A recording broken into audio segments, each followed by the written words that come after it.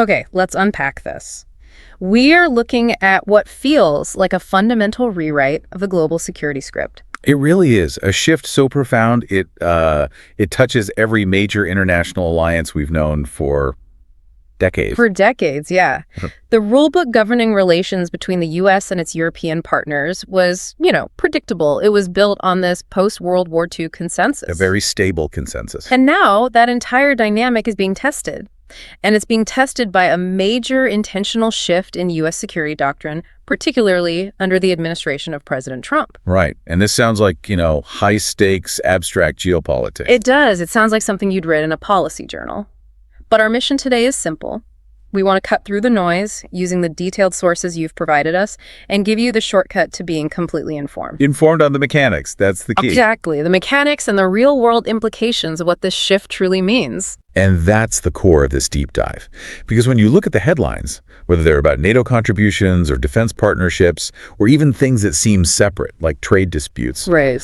they all funnel back to this one central redefined tension, which is the shifting approach of the United States toward its traditional allies. And our sources today are really clear on this. They are. We aren't here to offer political commentary. We're not taking sides on whether the policy is good or bad. We're just diving into the core vocabulary. And the geopolitical mechanics that result from it. Precisely. We're going to be analyzing the definition of a security doctrine, the central concept of burden sharing, and the tensions that follow. Tensions that are putting the hard-won project of European unity under, the most intense scrutiny it has faced in a generation. And to start, we really have to ground ourselves in the biggest, densest, and maybe the least understood term of all, doctrine. It sounds intimidating. It sounds like something only policy wonks debate in, windowless rooms. But what is it fundamentally when we talk about national security? Fundamentally, a doctrine is it's organizational clarity. It's expressed as an official guide. A guide? Yeah, it's the comprehensive foundational set of principles that dictates how a massive governmental entity, specifically a national defense structure, operates in the world, how it identifies enemies, how it selects friends, and where it allocates its resources. We loved the analogy that was in the sources that a doctrine is the guidebook or rule book. It's a great analogy. It really makes it stick. If you imagine a professional football team, right? The coach isn't just sending players out to run around randomly. Of course not. The coach has this meticulous, detailed plan that is studied and executed by every single player. The plan dictates how the defense will neutralize the other team's star quarterback, the specific routes the offense will run in high-pressure situations, and the non-negotiable protocols for teamwork. It's their playbook. Exactly. That comprehensive, predetermined plan for winning is their doctrine. It's the fixed script they follow until, external factors force a change. And that analogy holds up perfectly in global affairs. We can elevate that definition even further. A security doctrine is the official strategic blueprint for how a country, in this case the U.S., intends to protect itself on a global scale. So it defines the threats? It defines threats, it identifies the military capabilities you need, it allocates the money, and crucially, it establishes how it chooses to interact with its friends or its allies. So when the U.S. shifts its security doctrine, it's not a small thing. No, it's like changing the fundamental rules and engagement for the world's most powerful military guarantor. It's not a minor adjustment. It's a complete strategic overhaul. And when that blueprint changes, every single relationship built on the old, stable one is forced to adapt. Adapt or risk fraction. We're risk fracturing completely, yes. And what's fascinating here, and what the sources really hammer home, is that this new rulebook, this changed U.S. doctrine, focuses almost entirely on one core principle. And this principle is the phrase that has been dominating think tanks and diplomatic cables for the last few years: burden sharing. Absolutely. This isn't just a focus. It is the central defining axis of the entire shift. Yeah. If you are trying to understand the current U.S. approach to its traditional alliances, especially NATO, you have to understand burden sharing. Both in theory and in its historical context. Right. In simple terms, it just means sharing the responsibility and, critically, the financial cost of mutual security. Let's start with the relational aspect of that, because the sources gave us a great immediate way to understand it. The dinner analogy. Yeah, dinner analogy. Imagine you go out to dinner with 5 friends. You all ordered expensive meals, shared appetizers, you had drinks. But when the bill for, say, several $100s arrives, only one person, let's call them the alliance pair, reaches for their wallet. And they cover almost the whole thing. Almost the entire tab, maybe 85% of it. The other four friends thank them profusely. Maybe they each pitch in $10. But the real financial heavy lifting, month after month, year after year, is done by that one party. And that, according to the U.S. perspective that informs this doctrine change, is exactly the position the U.S. has felt it has occupied within NATO for a long, long time. NATO being the North Atlantic Treaty Organization? The cornerstone alliance between the U.S. and Europe, yeah. It operates under the premise of collective defense.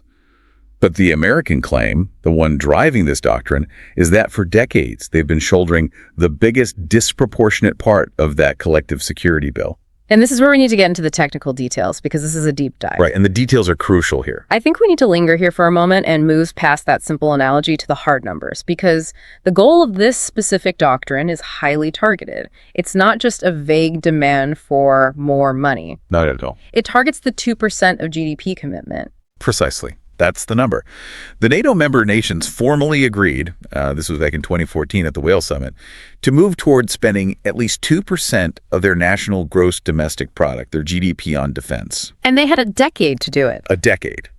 This commitment was made right after Russia's annexation of Crimea, so it's supposed to be a serious move towards burden sharing. The U.S. doctrine shift under President Trump simply put massive political and strategic pressure on those members who were not meeting that target. And often cited that failure, right, as evidence that allies were, exploiting American generosity? That was the language used, yes, that they were taking advantage of the security guarantee without paying their fair share. And when you look at the raw data, I mean, it's not just a few stragglers. The U.S. consistently spends around 3.5% of its GDP on defense, sometimes much higher. Way higher, historically. But for years, only a handful of European members actually met that 2% threshold. You had countries like Greece and the UK who historically met it, but the big economic engines, like Germany, Italy, they were often lagging significantly behind. Sometimes spending closer to 1.3% or 1.5%. Right. And that difference, I mean, it might not sound like a lot, but when you measure it in hundreds of billions of dollars over decades, it validates the core financial complaint of the burden-sharing doctrine. So this brings up the critical historical context that the sources highlight. I mean, why did that spending drop so dramatically in Europe in the first place? That's a great question. After the fall of the Berlin Wall and the collapse of the Soviet Union, Europe enjoyed what was called a peace dividend. The peace dividend. The threat was gone, or so it seemed. So governments, very rationally, shifted resources away from massive military spending and towards domestic priorities. Healthcare, education, infrastructure. All the things their voters wanted. The underlying assumption for 30 years was that the U.S. military commitment was fixed. It was permanent. And it was sufficient to handle any lingering large-scale threats. And this new doctrine basically says that assumption is no longer valid. It calls that assumption fundamentally into question. It demands that those budgets be reversed and increased dramatically. And that often requires highly unpopular political decisions at home. That's the financial dimension, but as you said, it's not just an accounting issue. The shift is about sharing the strategic and material responsibility. Exactly. I want to challenge that premise a little bit, though. Doesn't the U.S. benefit strategically from its overinvestment? I mean, isn't this claim about paying the whole bill missing the benefit the U.S. gets from maintaining global military primacy? That is a critical point, and it's the one that proponents of the old system often raise. The counter-argument is that, yes, the U.S. gains disproportionate soft and hard power from being the dominant security provider. It gets to set the agenda. It sets the agenda, it leads the coalitions, it ensures interoperability with its own equipment. There are massive benefits. However, the new doctrine doesn't dismiss that power gain. It argues the cost of that power has become unsustainable, especially relative to other pressing national priorities. Like competing with China. Competing with China, addressing domestic infrastructure needs. So the strategic rebalancing, this expectation that Europe transitions from a junior partner who relies on the U.S. for all the heavy lifting. To what? A self-sufficient pillar? To a genuinely self-sufficient security pillar. That is now the paramount goal. So the U.S. is essentially saying, we need you to become a more capable partner so we can focus our resources elsewhere, and if you don't, we might not always be there to cover you. That's the subtext. And it means Europe has to build deployable forces, procure its own high-end equipment, and integrate command structures that can handle big parts of their own defense, especially in their own backyard. So we're not just talking about more soldiers. No, absolutely not. We're talking about critical qualitative capabilities. In military jargon, they're known as force generation and strategic enablers. Okay, break that down for us. It's not enough to have soldiers. You need the strategic lift, the giant cargo planes, to move them across continents. You need the intelligence, surveillance, and reconnaissance assets, the spy satellites, the drones, to know what's happening. And the logistics to keep them supplied. And the logistics, the fuel tankers, the supply ships. Europe has historically lacked these high-end strategic capabilities. They've relied almost entirely on the U.S. for them.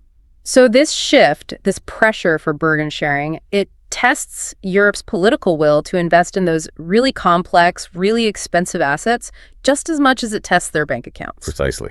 And that strategic pressure is what brings us directly to the core tension that the sources identify. Right. What does Europe do with this demand? Does it result in unity, or does it result in fragmentation? And that's the critical pivot, isn't it? The main question now is whether Europe's hard-won unity is at risk because of this shift. And to analyze this, we have to clarify two key concepts that often get mixed up. Alliance and self-reliance. Let's define them clearly. Okay, an alliance. It's a formal agreement between countries, focusing primarily on mutual support and defense. And as we've said, NATO is the undisputed benchmark. It's a highly institutionalized collective defense pact. Built on Article 5. Built on the famous Article 5 principle, that an attack on one is considered an attack on all. It's built on deep trust, shared operational standards, and decades of integrated military planning. The strength of the alliance is in its predictability. And its vast combined resources. Exactly. And then you have the other term, self-reliance. Right. And self-reliance is the concept of relying entirely on one's own powers and resources, specifically not depending on external actors. For the European bloc, the term they use is strategic autonomy, right? That's the phrase you'll hear in Brussels, strategic autonomy.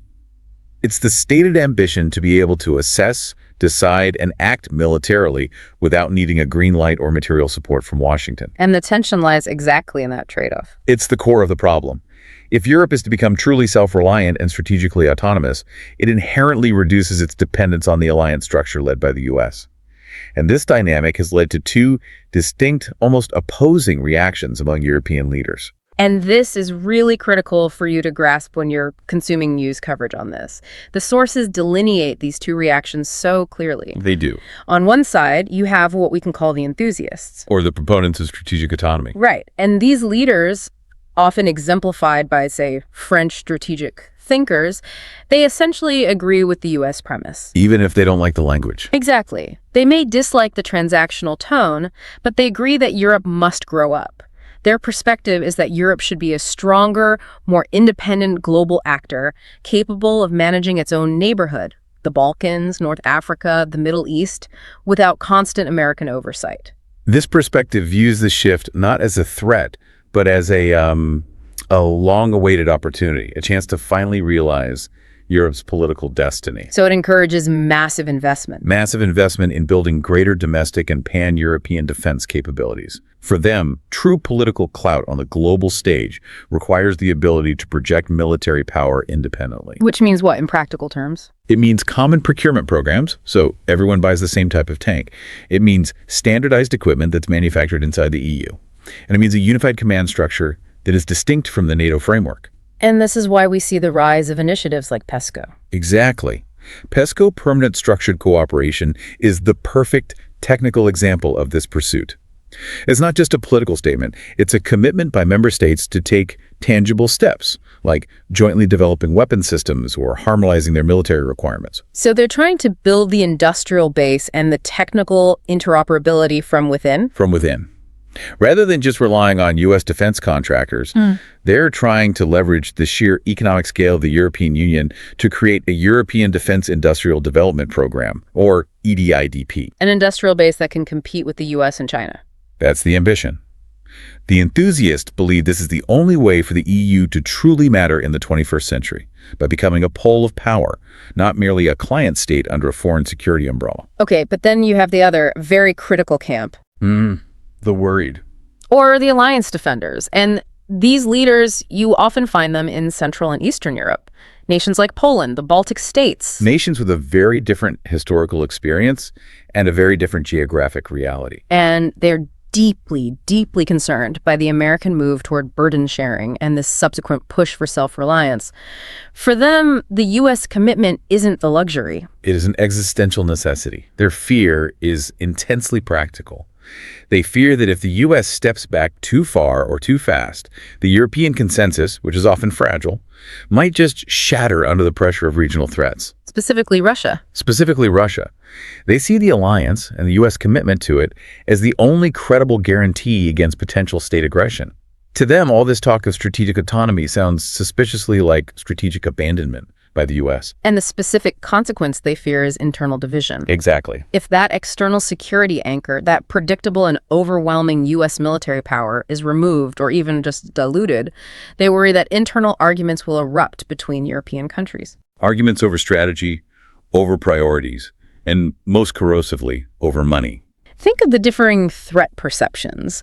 A country like Lithuania, which shares a direct, tense border with Russia, has a vastly different strategic view. And a vastly different budget priority. Than, say, Ireland, which is focused on maritime and cybersecurity. And those differing viewpoints, if they're not mediated by the overarching stabilizing consensus of NATO, could lead to a free-for-all. Internal arguing about strategy, who pays what, who leads the mission, where do we deploy our limited resources, could severely weaken the larger alliance. It introduces the risk of fragmentation. A huge risk, where you might end up with several smaller competing military blocs within Europe defined by regional rivalries rather than one unified defense entity. And that would be the ultimate failure of the self-reliance push. The ultimate failure, ending up neither reliant on the U.S. nor truly self-reliant as a unified bloc, just exposed. So, to be clear, the paradox that the sources identify is that to achieve this goal of self-reliance, which is often championed as a unifying project, Europe first has to overcome its own historic lack of coordination. And its national industrial protectionism, and its profoundly differing views on what the primary threat even is. It's a massive internal test of political will, triggered by an external pressure. Exactly. The whole global discussion boils down to a fundamental test of institutional resilience. Can Europe successfully build its own strong, coordinated defense system, achieving self-reliance through PESCO and other programs, without causing irreparable damage to its existing framework, the alliance? The pressure for burden sharing has forced the issue. And the results will define the next 50 years of global politics. That is the ultimate tension driving global diplomacy right now. And the sources have given us tremendous depth on the mechanics of the shift. But we absolutely have to make the bridge for you, the listener, here. This is great detail on doctrine and alliances. But you might rightly be asking, why should I care about PESCO or a 2% GT target? I'm not a head of state. How does this impact my life? And that is, without a doubt, the most important question, because these high-level security doctrines are not abstract concepts debated by people in expensive suits in Brussels and Washington. They're not. The sources clearly illustrate that these shifts affect your daily life in direct, tangible ways. They reach into your wallet, your travel plans, and the speed of your technology. Let's detail the three major impacts the sources isolate. Okay, starting with impact number 1, the economy. We often hear the security equals stability, but let's dive into the mechanism of instability that a shift in doctrine creates. Well, when key alliance members argue about security, especially about who is responsible for paying for it and protecting global trade routes, businesses become inherently nervous. Of course. Stability is the bedrock of predictable investment. And when the stability of a key alliance like NATO is publicly and repeatedly questioned, it sends shockwaves through capital markets. And this nervousness isn't just a feeling, right? It manifests in concrete business decisions. Absolutely. It manifests as reduced investment. Businesses delay major capital expenditures. They avoid hiring new staff, or they postpone expanding into regions that now seem uncertain. The concept we see in the source material is strategic hedging. That's a great term for it. European and American companies start looking at their supply chains and asking, okay, if the security relationship fragments, which production base is safer? Which region might be targeted by new tariffs or unpredictable regulations? And this has a direct impact on something called foreign direct investment, or FDI. A huge impact. Specifically, regions that rely heavily on the confidence of the transatlantic security partnership. Think about the industrial bases of Eastern Europe, which receive massive capital flows from Germany, France, and the U.S. They suddenly become riskier. So if that security guarantee is perceived as wavering, that capital looks for safer havens. Oh. It might go closer to home or into politically insulated markets. And reduced FDI means fewer jobs and slower economic growth in those regions. And the sources give specific, real-world sectors that are suffering these effects. Electronics and cars. Yes, because these industries are the epitome of complex, globalized, just-in-time supply chains. An automotive part might cross 3 borders before final assembly in Germany or the US. Or specialized electronics components might be manufactured in Asia, designed in California, and assembled in Hungary. This entire ecosystem is underpinned by one assumption. That the global security architecture will remain stable. Stable. That maritime transport routes are safe, that borders are predictable, and that trade agreements won't suddenly collapse under diplomatic pressure. So if the US and Europe are visibly arguing over burden sharing, and if the alliance appears weaker, companies start worrying about new, politically motivated tariffs, or sudden trade restrictions, or, in a really severe case, actual kinetic disruptions to maritime trade routes. And the resulting mechanism is clear. The perceived risk factor goes up across the board. Which forces insurers to charge more for cargo and political risk coverage. Financiers demand higher returns on investment to offset the geopolitical instability. And these costs aren't absorbed by the companies. Never. They eventually trickle down to you. That increased uncertainty manifests as a higher price tag on the consumer electronics you buy. The new smartphone, the smart TV, or the new car sitting on the lot. It's a direct, measurable inflation point caused by strategic disagreement. And there's another economic point here. Consider the inherent inefficiency of the self-reliance push. That's a great point. If Europe, driven by this pressure, succeeds in creating separate defense industrial bases rather than coordinating procurement through NATO standards, it leads to duplication of effort. It's competitive waste. And incredibly inefficient spending across the continent. So instead of one powerful, efficient European jet fighter program, you end up with 5 smaller, less cost-effective national programs. The market prefers consistency and efficiency, and a major shift in doctrine guarantees the opposite. Okay, moving on to the second crucial impact. This is one that touches every traveler. Travel and visas. It might seem like a small logistical issue compared to the economy. But it represents a profound change in personal freedom. A freedom facilitated by decades of strategic trust. It really is all about trust, isn't it? It absolutely is. Security agreements are profoundly intertwined with agreements that facilitate easy movement between countries. The high level of cooperation between allies on counterterrorism, intelligence sharing, law enforcement. That's what allows for less friction at the borders. Exactly. If the U.S. and its partners trust each other implicitly to screen for threats and maintain high security standards, they can afford to ease visa requirements. They can streamline border processing through programs like the Visa Waiver Program. So the sources highlight a critical consequence of this burden-sharing tension here. If that strategic trust and cooperation decline because of the strain of this doctrine shift, the rules governing international movement might quickly become stricter. The moment allies start questioning each other's commitment to mutual security, or worse, questioning the efficacy of their intelligence gathering, they also start questioning each other's border security standards. So think about the data sharing requirements. Exactly.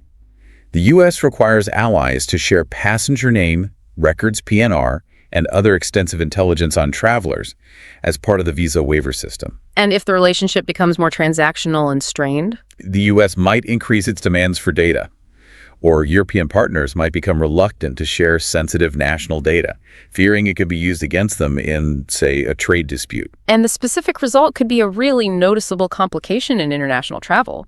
It erodes the efficiency travelers have taken for granted. So travel rules and visas could become more difficult or complicated, not because of a new terror threat, but simply because of a decline in strategic confidence between allies. This doesn't necessarily mean a halt to all travel, of course. No, but it implies greater bureaucratic hurdles, longer wait times for visa applications, more stringent documentation requirements, increased scrutiny at ports of entry, all of it slowing the global movement of people and business. For the average tourist or business traveler, the ease of movement that defined the post-Cold War era, the Schengen area in Europe, the visa waiver programs, it's all built on decades of shared security doctrine. Shared doctrine and interoperability. And when the foundation of that doctrine is actively being revised and challenged, the logistical facilitation built on top of it is inevitably exposed to friction. And finally, let's talk about perhaps the most critical long-term impact, the one that affects our future prosperity and the pace of global progress. Technology and innovation. This is where the competition for the future is actually happening, and alliances are critical accelerators. Indeed. Alliances are not just military.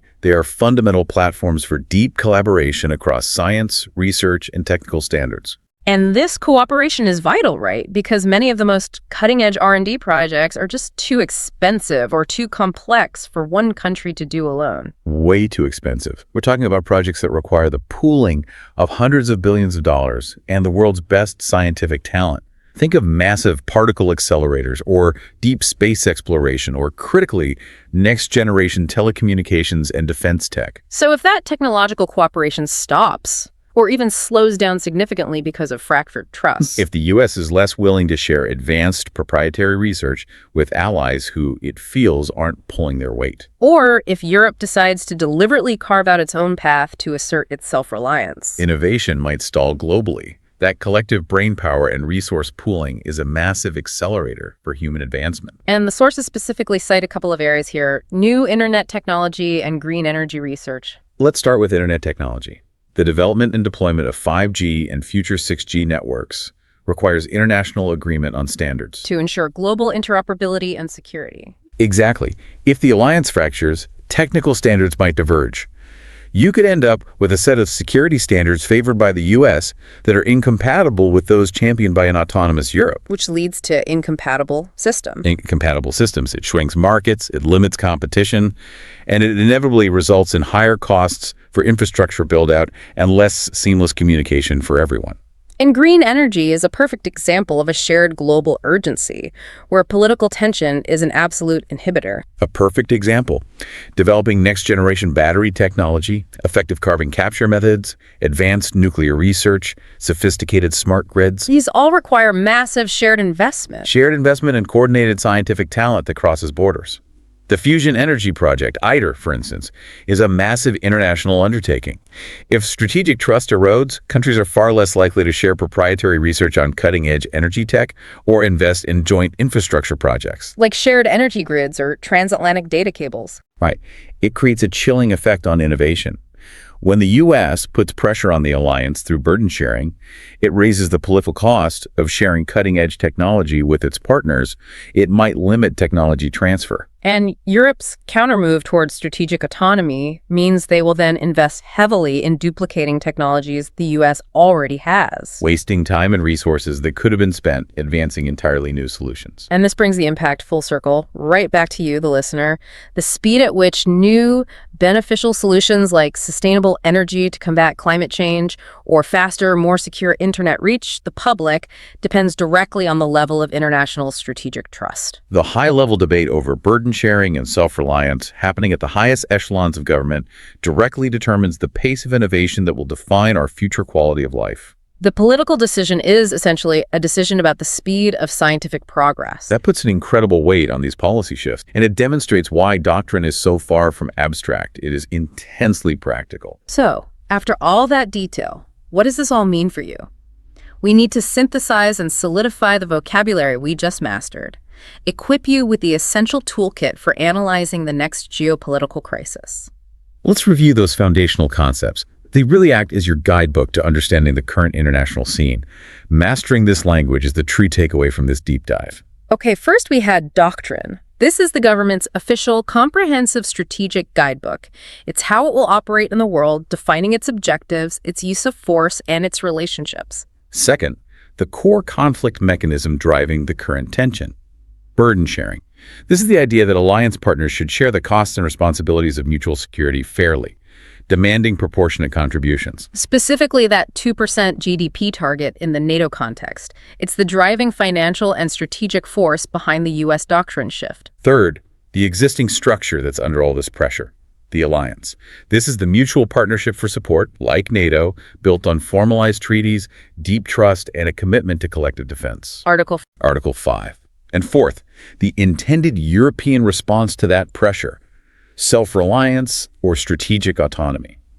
This is Europe's ambition to depend entirely on its own military and industrial powers and resources. To make the bloc strategically autonomous, less dependent on the United States for critical decisions or capabilities. Exactly. That's 4 essential terms you now have command over. It should allow you to read complex geopolitical articles with a whole new layer of understanding. And this knowledge really is power. The core message here is that understanding the language of these changing political dynamics helps you stay informed and, frankly, calm when the headlines start flashing. Right. Understanding the shift helps you predict why headlines are suddenly focused on specific issues. Why are they discussing massive new joint European defense spending initiatives like PESCO? It's because of the push for self-reliance, which is fueled by burden-sharing demands. Or why are they discussing a divergence on 5G or AI security standards? It's a symptom of declining strategic trust due to alliance tensions. It provides the connective tissue between high politics and tangible global consequences. You know that if the debate around burden sharing heats up, if the U.S. pressures more allies on that 2% target, you should immediately expect potential friction in trade talks. And delays in global tech rollouts. The political argument always spills into the economic and technological spheres. Absolutely. The decision by the U.S. to push for burden sharing is intended to encourage European self-reliance. The strategic premise is that a stronger, more independent Europe will be a more capable, more resilient partner in the long run. That's the theory anyway. But that leads us to our final provocative thought, something to encourage your ongoing critical thinking based on the sources we explored. We focused heavily on the military and defense aspects of the shift, which is logical. However, if the goal of burden sharing is successfully achieved, if Europe does achieve true coordinated self-reliance, coordinating its own defense, its own industrial base, its own technological standards, what unforeseen risks might that independence pose to global trade and stability outside of the military sphere? And this is the ultimate long-term question. If Europe no longer sees itself as strategically dependent on the U.S. for its very existence, it gains the freedom to pursue policies that might prioritize its own internal market over global alignment. What do you mean by that? Well, if they're focused internally on building up their own domestic defense capabilities, and they set entirely separate technological standards, say much stricter data privacy regulations or carbon border taxes, they might inherently become less interested in integrating with non-European economic regulations. Precisely. They could potentially create trade walls or regulatory divergence that makes global commerce more complex, not less. That's a fascinating point. So if they are no longer dependent on the U.S. for security, will they still be keen on maintaining the high degree of financial, technological, and environmental regulatory harmony that defined the post-war transatlantic partnership? It's a real question. The shift away from military dependence could inadvertently lead to economic and regulatory isolationism, complicating the very global stability the alliance was meant to guarantee. So that potential for divergence economic nationalism under the guise of strategic autonomy, that's the challenge that lies ahead. It's the ultimate consequence of self-reliance.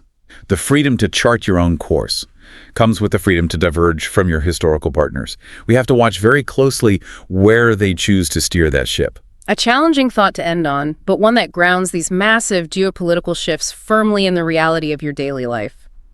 Thank you for joining us for this extensive deep dive into security doctrine, European unity, and the demanding principle of burden sharing. Keep seeking knowledge, keep connecting the dots, and we'll be here for your next deep dive. Until next time, stay curious. Okay, let's get into it. Welcome back to the deep dive. Great to be here. So our mission today is pretty straightforward. We've got this stack of sources in front of us. We're talking articles, internal memos, a few research papers, and we're going to try and distill what's really going on. Right, to find the core knowledge you actually need to, make sense of the global conversation. And today we are really diving deep into what has to be one of the biggest geopolitical shifts of our time. I'd agree. It's the tectonic shift in the relationship between the United States and Europe. And this isn't just, a minor political tiff. No, not at all.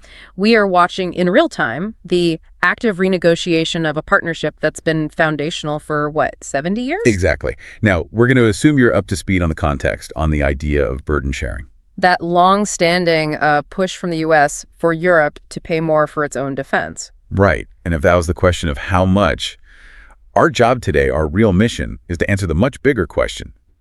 What happens next? And what next is Europe's official, very deliberate response. It's this pursuit of genuine, self-determined power.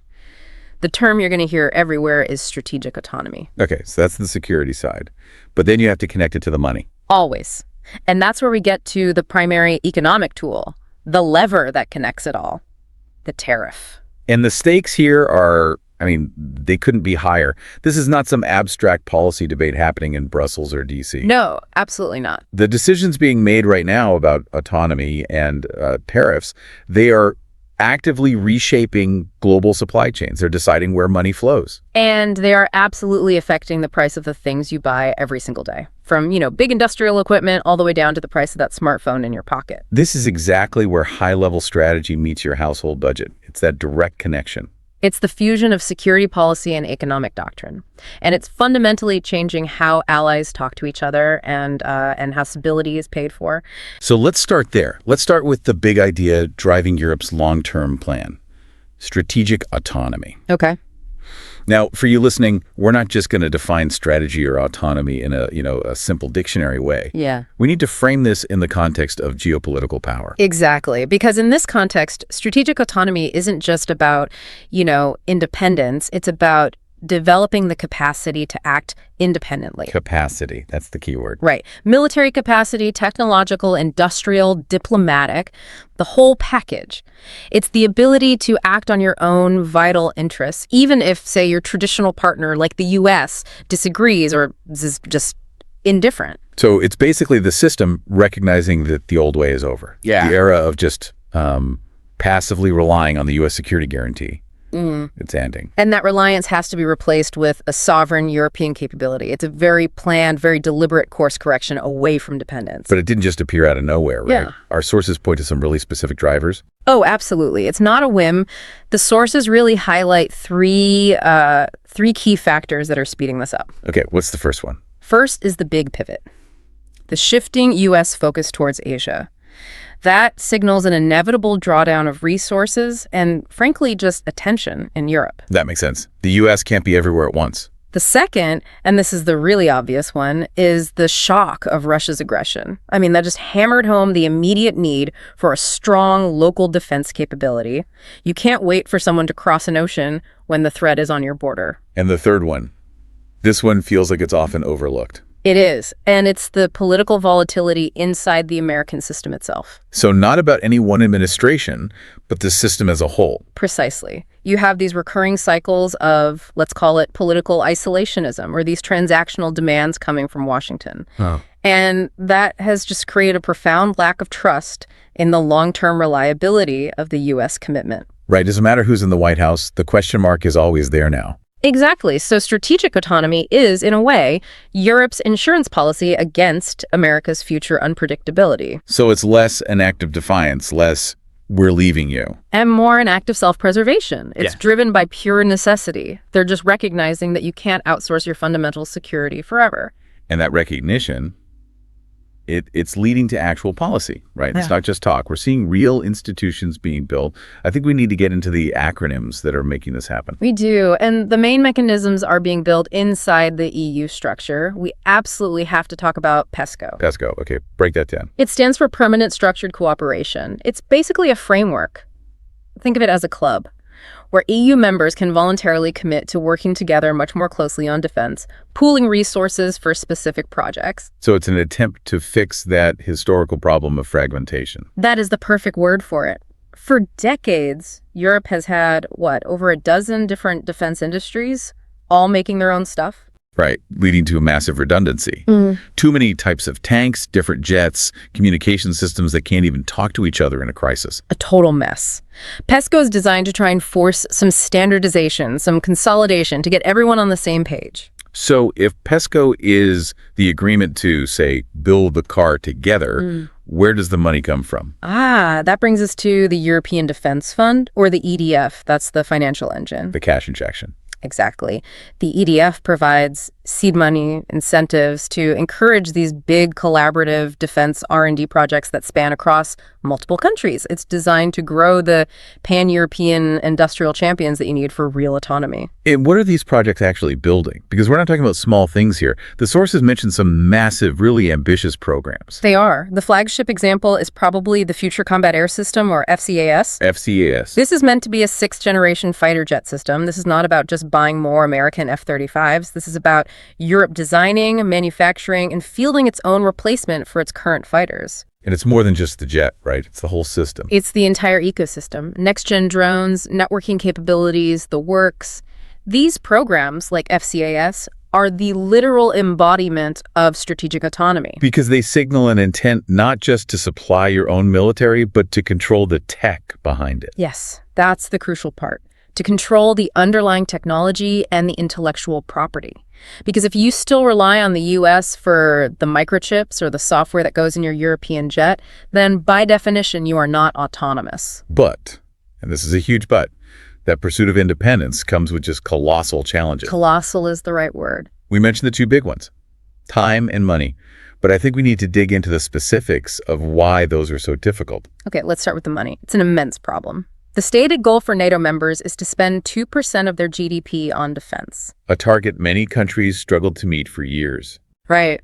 Now, many have finally started hitting that target, or even going past it after the invasion of Ukraine. But here's the thing. The sheer amount of money you'd need to actually replace U.S. capabilities, it's so much more than 2%.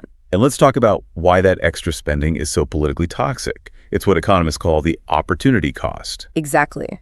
Every single euro spent on a new submarine or a missile shield is a euro that can't be spent on something else. Something voters can see and feel, like lowering hospital wait times, or funding pensions, or investing in green energy. And European voters are, historically used to very strong social safety nets.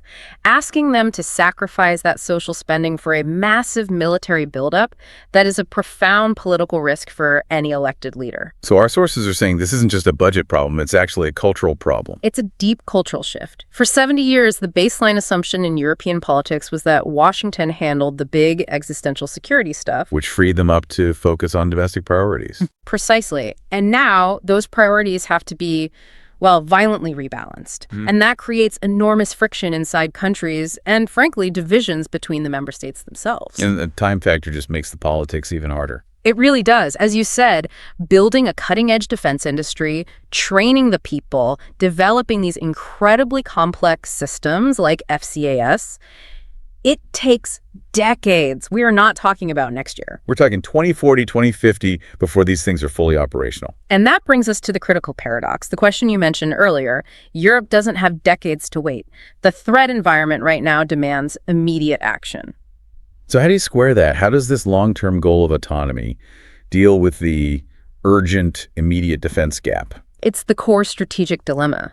They're trying to achieve long-term independence in a world that demands they rely right now on the very partner they're trying to move away from. Let's go back to that analogy from the sources, the one about the young adult. Make this clear. I think we can deepen it a bit. Okay. So the young adult is Europe, living very comfortably at home under the U.S. security umbrella. Right. A subsidized, protected life. The focus has been on, quality of life, hobbies, social life, because the big costs, rent, food, security, were basically covered by the parents, by the U.S. And now the parents are demanding more money. That's the burden sharing. So the young adult has this realization, wait a minute, if I'm going to be paying this much anyway, maybe I should just get my own apartment and make my own rules. And that's the ambition of strategic autonomy. But then reality hits. Reality hits hard. Getting your own place means you suddenly have to pay for everything. Security deposit, rent, utilities, furniture. It's a massive upfront financial hit. And it takes a lot of painful work over months, even years, to build that stable, self-sufficient life. Yeah. You have to give up some of those hobbies and social events. And here's the crucial part of the analogy for right now. During that transition, what if the young adult still needs to borrow the parent's car to get to their new job? Or needs an emergency loan to cover that security deposit. Right. They are still relying on the parents, even as they are actively planning their exit.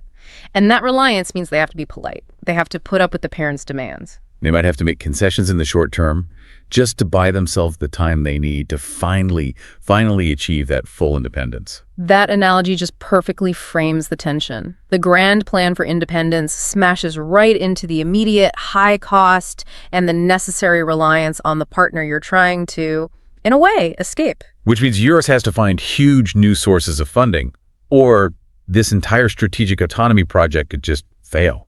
And that huge financial challenge is exactly where the conversation has to pivot. Because to fund the future, you have to look at the current economic relationship. And at the powerful leverage Washington is applying through its trade policy. This is the critical link in the whole story. If Europe can't easily fund its security needs from its own budgets, and the U.S. is demanding economic fairness in return for its security guarantee, then trade stops being a separate issue. Exactly. It becomes a core part of the security doctrine. And the U.S. position, which has been, remarkably consistent across different administrations, it's very transactional. Highly transactional. Yeah. The message is basically, we provide stability, we protect the global trade routes that make your economies rich, so you need to treat us fairly on trade and open your markets to us. It's a fundamental change from the old post-war model. A total paradigm shift. Alliances used to be based on, shared values, a common enemy. Now the relationship is being monetized. Your economic behavior is directly linked to your military protection. And the main tool for enforcing this shift is the tariff. That's the stick. It's the mechanism the U.S. can use to literally force a renegotiation of not just economic flows, but the entire security conversation. So let's define the tariff again, but let's add a bit of detail for everyone listening. We know it's a tax on imported goods, but they're not all the same, are they? No, and the type of tariff used really matters for the economic impact. Our sources point out the difference between what are called ad valorem and specific tariffs. Okay, so ad valorem, what's that? It just means according to value. It's a percentage tax. This is the most common one in the current debates, especially for high-value things like cars or machinery. Give us an example. Sure. A 25% ad valorem tariff on a $40,000 German car just adds $10,000 to the import cost right off the bat. Simple as that. And the other type? Specific. A specific tariff is a fixed fee per unit. It doesn't matter what the value is. So, for example, it might be $2 for every imported tire. It's $2 whether that tire is for a cheap little car or a high-end sports car. And choosing between them is a strategic move in itself. Absolutely. It depends on whether you want to target high-value goods or just discourage a high volume of cheap imports. But either way, the immediate goal is the same. To make the foreign goods more expensive than the ones made at home. Right. To protect your domestic industry. But there's another effect. It also generates revenue for the U.S. government. Money which, you could argue, indirectly helps pay for the U.S. military operations that protect the very trade routes the EU depends on. But that brings up a really important counter-argument, one that sometimes gets lost. If a tariff is meant to protect U.S. industry, what happens next? Does Europe just accept it? No, of course not. The unavoidable result is retaliation. A trade war. A trade war. If the U.S. hits German cars with a 25% tariff, you can bet the European Union will respond with an equivalent tariff on, say, American agricultural products, bourbon, soybeans, maybe specific U.S.-made industrial machinery. So it becomes this destructive cycle where both sides are just inflicting economic pain on each other. Mutually inflicted pain. And that's why we have to talk about the costs that go way beyond just the money collected by the government. There are some profound economic arguments against using tariffs this way. Okay, what's the first big one? The first major critique is inflationary pressure. The moment you make the imported version of something way more expensive. The domestic guys have less reason to keep their prices low. Exactly. So even if you protect the domestic industry, your own consumers end up paying more for everything, whether it's imported or made locally. It drives up prices across the board. And the second big problem? It's a phenomenon called trade diversion. Tariffs don't always stop the targeted country from producing. Often it just makes the buyer look for another source. So if the U.S. puts high tariffs on German industrial tools, a U.S. company might just start buying slightly less good or slightly more expensive tools from, say, Korea or Mexico, a country that doesn't have the same tariff. So it doesn't even necessarily help the U.S. industry or the consumer. Not really. It just distorts global trade, which leads to inefficiency and higher costs for everyone. It completely undermines the whole idea of comparative advantage, where everyone benefits by buying the best and cheapest product, no matter where it's made. This is the real nuance here. The debate isn't just about fairness. It's about whether the costs of using tariffs as a weapon, the inflation, the inefficiency, the retaliation, are actually worth the political leverage you get over your allies. Let's bring this right back to the listener's wallet with that smartphone example. Okay. Tariffs on high-tech components are passed on almost immediately. Think about semiconductors, rare earth minerals, all the specialized little sensors that are sourced from these incredibly complex supply chains that crisscross Asia, Europe, and the US. So a tariff on one tiny component from a European supplier. Right, say a specific rare earth magnet. It doesn't just raise the price of that magnet, it raises the cost for the US company that puts it on a circuit board. They pass that cost to the phone manufacturer, who passes it to the phone carrier. And eventually, to you, the consumer, when you buy your next phone. That high-level policy debate directly sets the final price of the tech we all rely on. And there's another effect. Tariffs are a powerful tool for forcing companies to move. Coercion, really. Absolutely. If the U.S. makes it prohibitively expensive to import a specific European part, that European manufacturer might be forced to just build a new factory inside the United States to get around the tariff wall. That's called foreign direct investment. So the U.S. is using the tariff to hit multiple goals at once. You've got it. It's generating revenue, it's protecting domestic industry, and it's influencing where its allies build their supply chains, all while keeping the economic pressure high enough to force Europe to take burden sharing seriously. And to use those trade concessions as bargaining chips in the diplomatic game. And we should probably mention the global referee in all of this, the World Trade Organization, the WTO. Right, the body that's supposed to regulate all this. Supposed to. The thing is, both US and EU tariffs often stretch the WTO rules to their limit, especially when they cite exceptions based on national security. Which just adds another layer of complexity. Yeah. So the U.S. puts a tariff on steel, claims it's for national security, and then the EU challenges that at the WTO. And you end up in these long, complicated legal fights that just muddy the waters even more and put more strain on the security alliance. You're trying to use the old rule book while playing a totally new transactional game. It's just the difficulty of trying to achieve strategic autonomy while you're also fighting a trade war, or even just navigating high trade tensions with your main security partner, is immense. That's the crux of it. The U.S. is basically charging rent for the security umbrella, and that rent gets paid one of two ways, either with direct defense spending or with trade concessions. And the very real possibility that all this economic tension could just spin out of control.